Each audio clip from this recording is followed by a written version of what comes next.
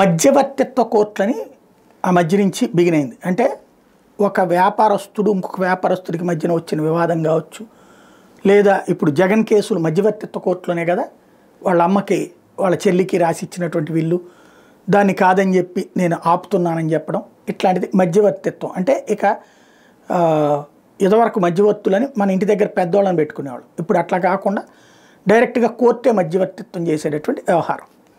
అలాంటి మధ్యవర్తిత్వ కోర్టు ఒక తీర్పు ఇచ్చేశాక, అంటే ఇద్దరు కాంప్రమైజ్ అయిపోయి, ఫర్ ఎగ్జాంపుల్ ఈజీగా అర్థమయ్యే భాషలో చెప్పాలంటే, నేను ఒకటి ₹1 కోటి ఇవ్వాలి, వాడు నేను కాంప్రమైజ్ అయిపోయి అతను 70 లక్షలకు 60 లక్షలు తీసుకోవడానికి ఒప్పుకున్నాడు అనుకోండి, ఇంకా అతను పెట్టే కేసు ఇక ఉండదు.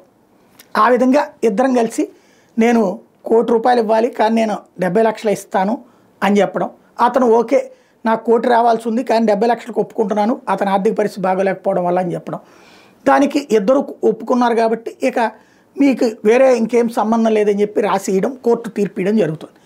బట్ ఇలాంటి తీర్పులు ఇచ్చినట్టు తర్వాతన, అంటే ఇట్లాంటి తీర్పు మధ్యవర్తిత్వ కోర్టు ఇస్తుంది, ఈ తీర్పు మీదన తాము తీర్పు చెప్పచ్చా లేదా, అంటే ఈ తీర్పులలో మళ్ళీ అంటే ఇక మధ్యవర్తిత్వ కోర్టులో ఒకసారి సెటిల్ అయిపోతే ఆ పైన ఇంకా తాము జోక్యం చేసుకోవచ్చా లేదా అన్నది ఇప్పుడు న్యాయ వ్యవస్థ ముందున్న సందేహం.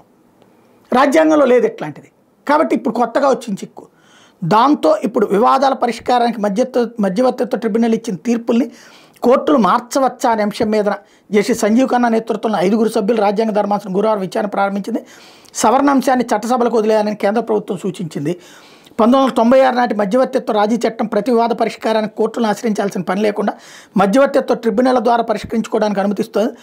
ట్రిబ్యునల్ తీర్పులు తోసిపుచ్చే అధికారం మాత్రమే కోర్టులకు ఉంది తప్ప వాటిని మార్చే అధికారం లేదంటే వ్యవహారం అక్కడితో ముగిసిపోతుంది. ఒకవేళ మార్చవచ్చునంటే అందుకు తగిన మార్గదర్శకాలను రూపొందించాల్సి ఉంటుందని ధర్మాసనం పేర్కొంది.